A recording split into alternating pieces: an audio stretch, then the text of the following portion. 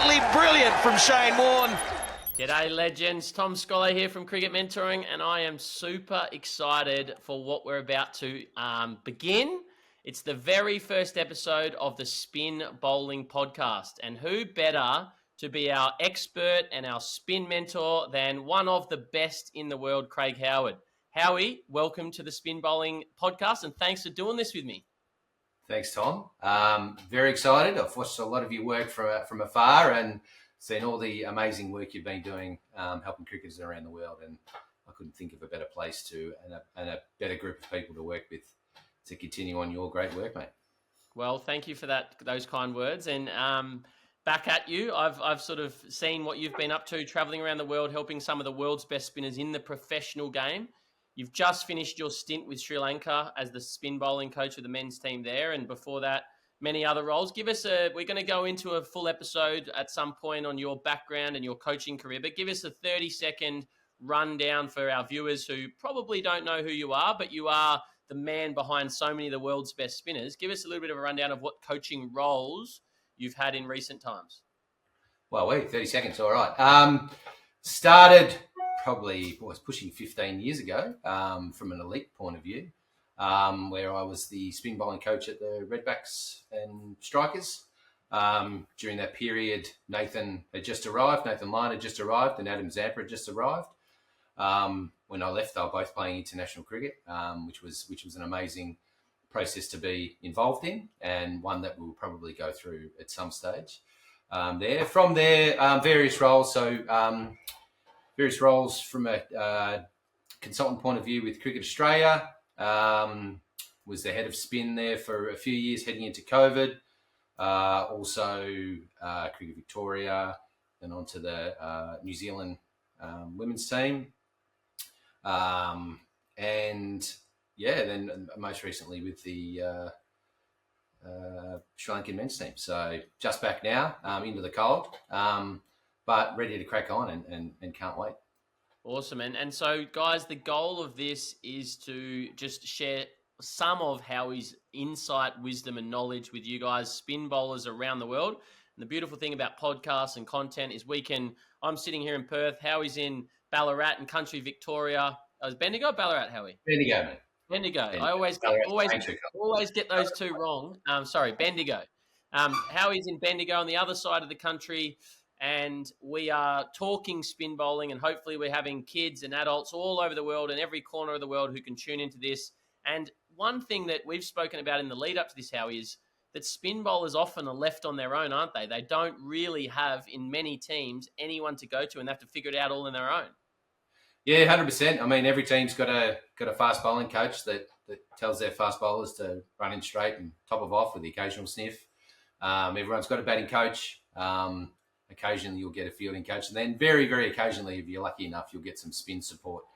But quite often it's not always a full-time support there. So I think having that trusted advisor that you can go to, in good times and bad times and that sort of stuff is so important. And we've seen over time, two of our best in the last 30, 40 years in Warren and Lyon have both had that trusted person that they go to in Terry Jenner, and with Nathan, John Davison as well, that was there for has been there through his whole career in there as well. So I just think that trusted advisor is so important, because they will get a lot of information from coaches throughout there. And I've had many experiences where I'll be working with a player and then I might not see them for a while, and they come back and they're doing something completely different, and you'll ask them and they'll say, my coach said spin bowlers can't run in or can't, need to walk into bowls and that sort of stuff. So it's really just about having that trusted person that has your very best interest at heart, that you can just, make sure that your information is going to be consistent across your journey. And we obviously call that trusted advisor a mentor, and I'm trying to be the mentor that I wish I had. And I think this is an incredible opportunity for any spin bowler around the world to learn from you. So the plan with this is we're going to have our podcast, which we're going to aim to be publishing weekly episodes in the initial phase.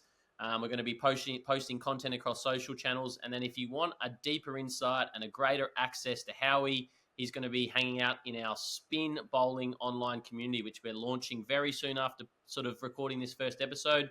And the goal of that is to literally get access to one of the best spin mentors in the world. And someone who, Howie, you can just name a few of the players that you've worked with. You've already mentioned Nathan Lyon, but who are some of the other names that people might recognise that you've had an impact on their careers at some point? Well, there's a number of them.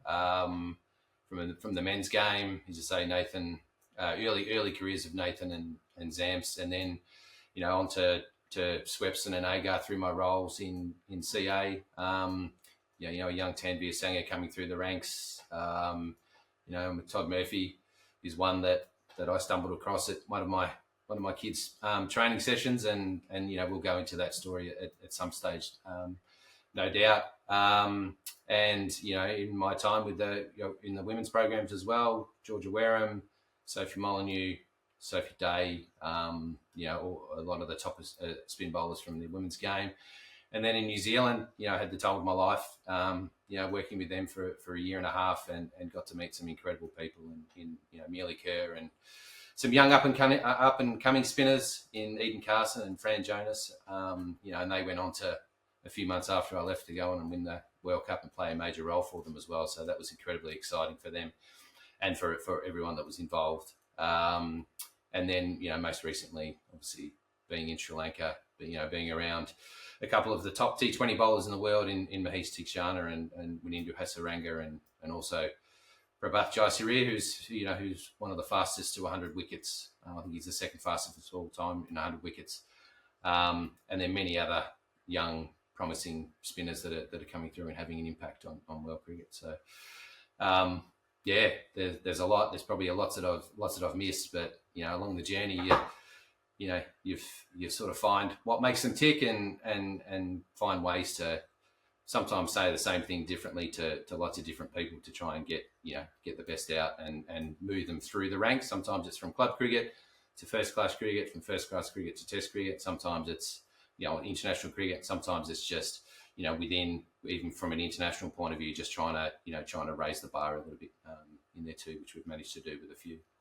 Awesome. And such an amazing list. And I just get so excited with the possibilities and what we're going to be doing with this podcast, the Spin Bowling Podcast, and also the Spin Bowling online community where people can get more access to you. We're going to be breaking down why someone like a Nathan Lyon is so successful. We're going to be talking about what's the difference between bowling in T20 cricket and 4-day or red ball cricket, long format cricket.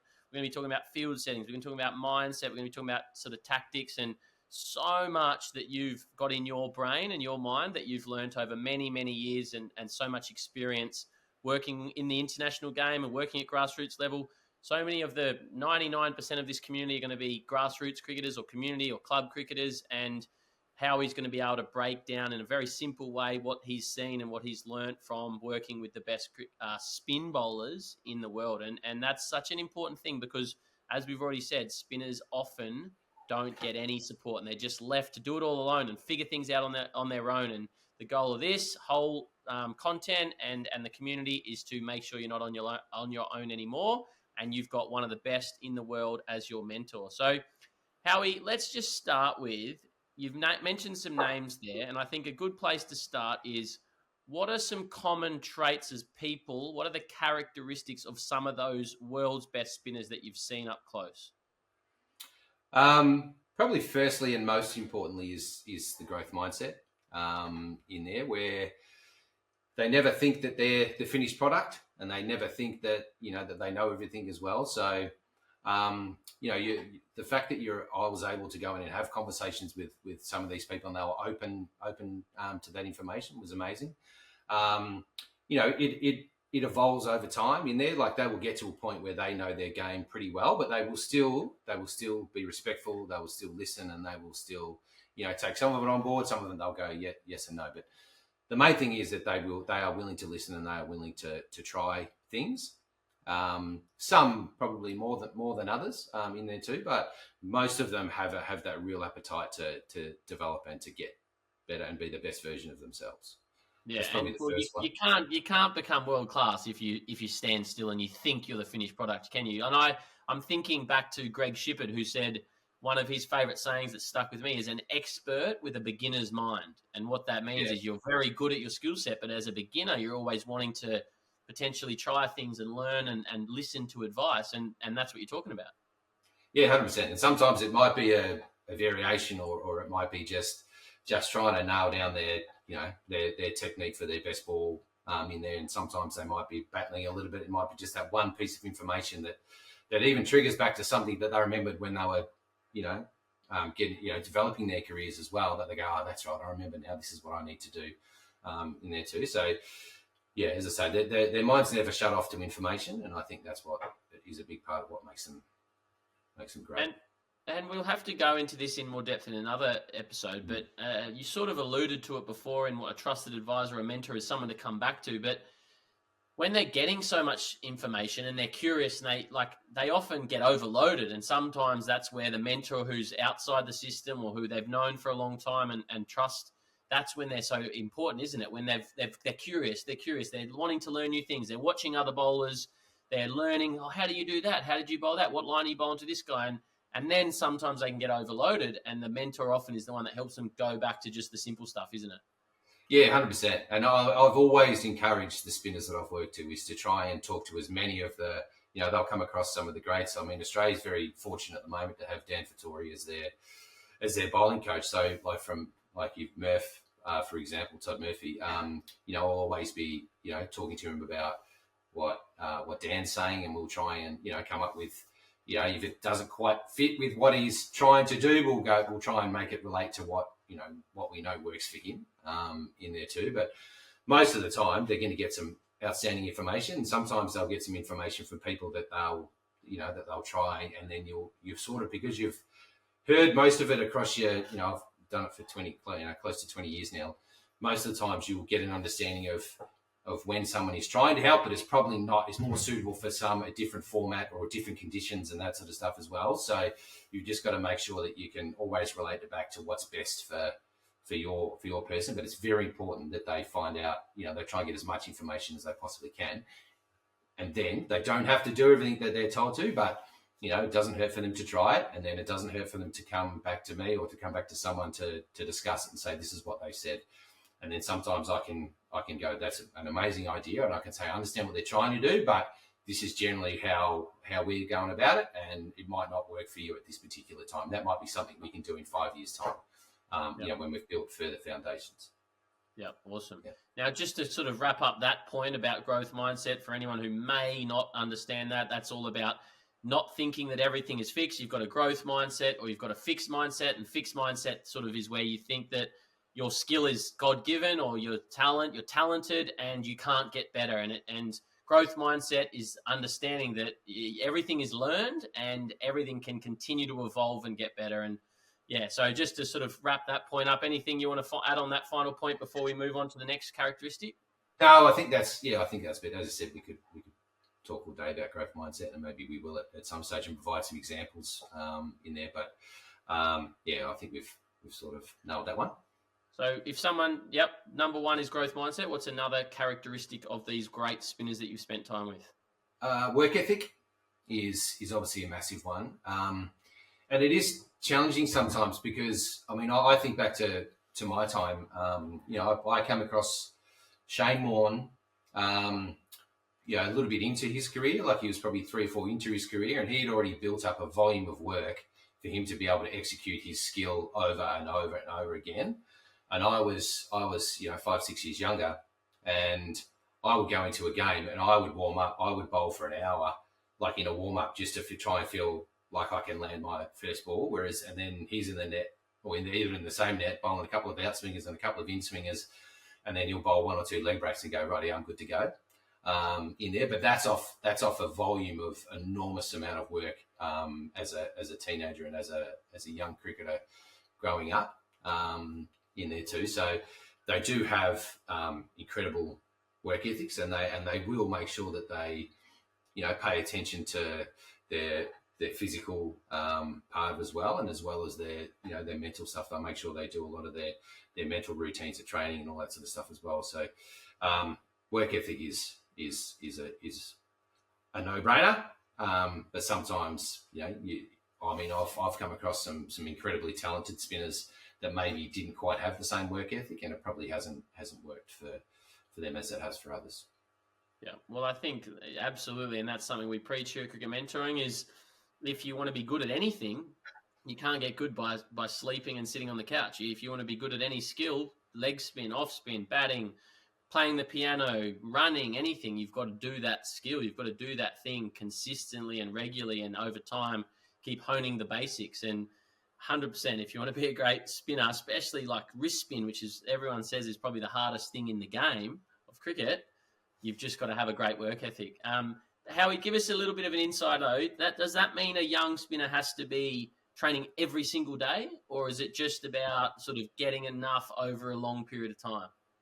Yeah, absolutely. So it's just about it is a build in there, and often we will see some young spinners come through systems, and they will bowl some amazing balls. And I've always, from a talent identification, always looked at what their best ball looks like, because we know over time that if they're bowling 3 amazing balls and 3 average balls, like particularly it tends to happen more with the wrist spinners than the finger spinners in there, that we know over time that in 12 months time those 3 great balls might become 4 great balls and over, and then in 24 months time it might be 5, and then in 3 to 5 years time that might be 6 balls and over. So we will often look at that, but that doesn't happen through just any magic pills. It's through hard work, and it's through volume. But it is very important that, especially in the conditions where you have to be potent with your best ball as well, that you need to have. So it's not easy bowling spin, and your arm speed and your effort is very similar to what a fast bowler's is. So you have to make sure that you are physically ready to do, which means that you have to have periods of rest. And then you also have to have, a foundation of fitness and strength behind you to be able to do it for your whole career in there too. So you need to find time to do that, as well as the time to do the, to get the volume in. So I would say for sort of maturing spinners, young spinners, 13, 14, they can do their Tuesday, Thursday, no problems. Hopefully they get a decent amount on the weekend. But as they get mature, you're probably looking at around that 3 sessions a week, with your games on the weekend, and then it evolves from there as well. I know in some of the subcontinent countries, I remember my time, I went to India, and then it would have been in 2011, and they had a theory of, you want to play first class cricket, you got to bowl 5 hours a day for 4 days a week, and if you want to play international cricket, you got to do 6 hours a day, 4 days. 4 hours a day, 6 days a week in there too. And it probably hence to they rely so much on accuracy due to the variability in their conditions, where a lot of the countries where the wickets are flatter, they rely on potency, where you have to use your whole body, and it is an effort to be able to bowl your best ball in there too. So I think those countries are evolving as well with how wickets are flattening out right around the world. You look at the IPL wickets now, you can't get away with just landing it on the spot. It's got to have some real potency to it as well. So, the game's definitely evolving, and we need to keep evolving as coaches and spinners as well. And the physical part is enormous.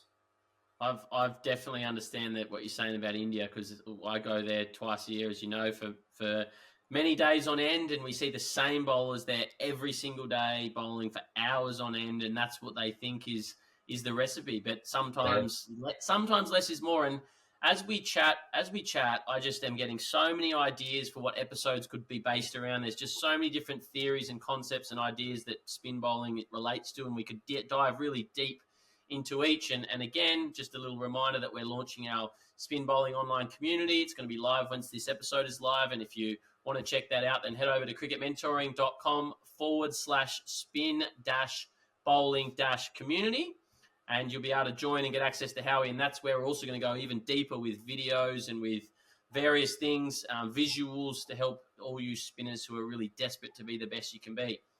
Howie, one story I remembered as you were talking about that then is I went to the Wacker once and listened to the King, Shane Warne, talk about bowling spin. And he said that young spinners might not go to the nets every day, but you should have a ball in your hand all the time. You're sitting on the couch watching TV, you've sort of got a ball in your hand, you're spinning the ball up, you're trying new things, you're learning different scripts. And What are your thoughts on that? Is that something you advise your spinners as well? 1,000,000%. And then those that know that have worked with me for a long period of time know that that's a no-brainer. Like everywhere, I mean, I've got one sitting here. Everywhere you go, you have a ball in your hand. People often ask is how do I increase my revolutions and that sort of stuff. There's only one way. I mean, gym will help you get stronger and that sort of stuff, but strength and flexibility in your fingers is the only way that you will increase your revolutions. So a ball in your hand, and I always say, what's your favourite TV show? If it goes for an hour a day, a ball in your hand, and just ripping the ball as hard as you can. And then we will definitely do some stuff where I show you how to train wrist positions in there too, because that's another one is being able to, you can actually, while you're doing it, you can work your different wrist positions and gain strength and flexibility and control. And, to a point where you can start to control your seam position all the way around, at different angles. So you can work for different conditions in there too. So I see a lot of spin drills that people do, but if I'm spinning the ball that way, it's completely different. If I've got my wrist around there, it's a completely different part of the finger. So the wrist positions that you have your handy while you're spinning the ball is really important in there too. But we'll definitely put aside some time to training your wrist and to training your fingers, because there's some outside drills that you can do by yourself as well. And 100%, I know that was a TJ thing that Warnie, he would have had. He would have come up with that from a Terry Jenner point of view when he was a developing player. He probably didn't do a lot of it as he was, needs to rest his fingers when he's bowling 45 overs in a day in there too. But from a development point of view, to gain control, for you to be able to rip the ball and get it to land somewhere where you need it to, ball in your hand is absolutely a no-brainer. Yeah, brilliant. And again, we'll do a whole episode on these drills or activities you can do on your own at home or in the nets on your own. So we've got growth mindset as number 1 characteristic, work ethic as number 2. What else are some of these characteristics or traits you've seen in the world's best spinners that you've worked with? They're ultimate competitors for start with, and their attention to detail on their body language in there, and it evolves over time in there as well. But I mean, because I've been lucky enough to be a part of some of these players when they're playing club cricket and then go through to Test cricket, it evolves over time in there. To Nathan is a great example. Like his body language now, probably when he started, like I remember having conversations, with him and with other spinners at the time, and we talked about, it was actually Sir Clay Mushtaq who was a spin consultant coach at the same time I was up at CA, and he was talking about how when they played against Shane Warne, they were playing against so much more than what was coming at them. It was like it had a little picture of Shane Warne's face on the ball as it was coming down at them. So they were actually playing a lot more than what was coming at them. And then he would walk back to his mark facing them. So they always knew that it was Shane Warne that was bowling to them as well. So he'd actually walk backwards to his mark in there as well. And you watch Nathan now. You watch Nathan when he's going, he will do the same thing. He will actually walk backwards because you're now facing 500 Test wickets in there as well. So they would have built up in their own minds about coming against someone that's taken 500 Test wickets. So they start playing more than what's actually happening. And the great ones that have been amazing at that. And I think with Warnie in particular, it was definitely his true greatness, where he could just, whether he bowled a low full toss that got whipped through mid wicket and he was catch it like that. Whereas a lot of us as young players, we're kicking the stumps over or kicking the ground and that sort of stuff. So then the batter's mentality just changes completely. So I've got this kid or I've got this person now. Other than with Warnie, they're thinking, what was he trying there? And then Warnie, after he's bowled it, Warnie's standing there scratching his chin like this, and then the next ball he'll bowl a leg break that natural variation skids on and hits him in front, and he's up and about, and because they're so tentative and worried what he's doing, they'll get out to it. And then at the end of the game, he'll say, it was a mystery ball that he's been working on for a couple of years now. He's only been able to bowl it over half a pitch, but now he's bowling. A lot of it was, he had an amazing leg break towards the end, especially. Like he had an amazing leg break, and he had one that he pushed out the front, and that was about it. Towards the end, he didn't bowl his rolling, and he sort of didn't bowl his flipper towards the end, but because he built up so much mystique and so much that they were, Aura. as I said, yeah, so much aura. And as I said, his face was on the ball as it was coming down at him, and they just sort of went to water. And so the competitiveness that you mentioned there at the start, is that something that young players can foster and learn, or do you think that's just completely built in? No, 100%. Because I probably know some of these younger players, like a young Adam Zampa coming through, 100% faked it till he made it in there with his body language. You knew that there was some, with all of them, Nathan and that, there's some real underlying, doubts and that sort of stuff, but it never came across in what they were doing in the game. And the more that they projected it, they started to believe it in there too. And it works the same the other way. Like the more that you start to kick cans every time your body language goes down, it becomes a self-fulfilling prophecy where you start to then, start to bowl badly because you're talking yourself into it. So it definitely works both ways. And there's no doubt that the great ones have had that unbelievable ability to stay consistent in their body language. So you don't need to be in the fight. And Stuart McGill, this is one thing I learned from a Stuart McGill thing that he did up at Cricket Australia, where he talked about the difference between him and Shane Warne. Warne was always in the fight, and he was always in the contest, and he was always at that end. He was always, in with the batter, whereas Stewie liked to try and stay within himself and in what he needed to do to land the ball, because if he landed the ball where he needed to, he could get anyone in the world out. So, but it needed to be consistent. So, like if Warnie stopped going at the batter, then the batter would know that he's got him.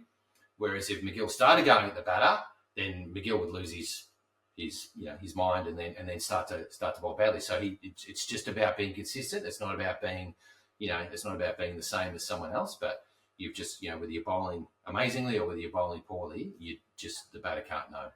Pretty much. Yep. Well, yep, absolutely great. And again, we can go into more depth in that. So we've got growth mindset, work ethic, and an ultimate competitor and your body language. What else? We've got a couple more, I think, that you want to touch on. Well, yeah, I mean, adaptability to conditions, especially from a red ball point of view, I think is probably what sets the great ones apart. In there is, their numbers at home versus numbers away have probably been, roughly the same. And I think, talking purely biasly from an Australian point of view is, we're probably brought up in the toughest here in New Zealand, are probably the toughest in the world. And if you had a ranking, it probably is maybe now it's probably England and then South Africa, and then because South Africa have quite a few wickets there that can go a bit, but then they also have other ones that are probably more closer to Australia and New Zealand, and then you've got the subcontinent. So if you're set up to bowl in the toughest conditions, then it's generally easier to adapt to the harder conditions. Where there's a history now of so many spinners that have taken hundreds of test wickets in their conditions, but then they'll come to Australia and New Zealand and they're averaging 20 at home, and they're averaging 50 or 100 in those conditions. So adaptability to conditions is generally, most of the great spinners have been able to compete in all conditions in there. So a massive part of my philosophy is when I'm coaching is I try to set people up for the toughest conditions, and then we learn how to adapt. And Murphy's probably a pretty good example of that, where his whole thing has been set up to play first class cricket in Australia, but then we were lucky enough in my time at Cricket Australia that we had the red clay wicket up there, so he was able to work his different seam positions for different conditions. So we would work on the green skiddy ones, and then we would go on the red clay wicket, and then we'd have to square our seam up a little bit in there too, to the point where he debuted in spinning conditions. So because he was, had a lot of success in first class cricket early, and then to go there, it was easy for him to adapt to those conditions, and took 7 wickets on debut in there. But it wasn't by fluke. It was by him practicing different seam positions for different conditions all the time, but being set up for the hardest ones in there. So if we set him up for those conditions, it would have been a lot harder for him to go into first class cricket and be able to get to a point where he could get selected. In there too. So adaptability to conditions, I think, is an enormous one. Yeah, well, and I bowled sort of second spin off spin, so I know second spinner in the team. I was called two-step Tom for a little while to just get through my overs quickly in white ball, and I took about 90 first grade wickets. So I'm an okay offie and understand the art, but a bit, not anywhere to your level, but we had Corey Roccaccioli on our cricket mentoring podcast a few months ago, and you were listening to that yesterday. And what a man. Corey in that episode was talking about square seam versus other. I can't remember what the other term is now, but yeah. So he was just going into so much depth, and that's what excites me about this podcast and this spin bowling online community is we're going to have you, who's worked a bit with Rock, and all these players who has been their mentor, passing all this knowledge on, because when you get down to the fine details, and this is the stuff I didn't know because I was a batter who bowled a bit of spin, there's so many little intricacies that you talk about there, the square seam versus the overspin, like your arm angle position, like your release points, all these things that hopefully we're going to be able to help spinners around the world with. Yeah, 100%. Can't wait. So that's the fourth one, adaptability. Anything else for if you're giving a sort of a list of characteristics of the world's best spinners that you've seen? Again, probably going back to it's probably more focused around, from a red ball point of view, is the understanding of what their best ball looks like, and the ability to control the batter with that best ball. So what do they need to do technically to be able to bowl that, best ball over and over and over again? What do they need to do from a physical point of view, their mental routines, and also from a body language in there, and also from a strategy point of view, what's my feel? Because most of the spinners that will come in will generally have, if you ask a lot of them, they probably say they only need 2 or 3 spinners, and then it's making sure that, making sure they get their best fielders in those positions in there too. But yeah, that understanding of what their best ball looks like and everything that needs to go with that is probably, a thing that resonates across all of them, especially the ones that have to bowl in the most difficult conditions. Again, you go back to I don't want to be an Australian bias, but we've had 2 pretty good ones in the last 30 years who have unbelievable stock balls and an unbelievable belief in their stock ball in there too. As you get into conditions that are probably more variable, then the subtle variations start to come in. But subtle variations in conditions that are very flat will generally, the variations are much greater to get the ball to do different things. Whereas in those, those much higher abrasive conditions, it becomes down to subtle variations. But it's still generally a best ball, a seam position, a line, a length, and fielders that need to be in certain areas to bowl that ball over and over and over and over again. And what shot you want the batter playing ideally to that ball? Yeah, 100%. Yeah. Yeah, absolutely. Now, can you give our viewers and listeners a bit of an insight into what age that might happen? Because a 12-year-old probably isn't going to understand what their best ball is. What have you seen from these players when they start to understand their game as a spin bowler?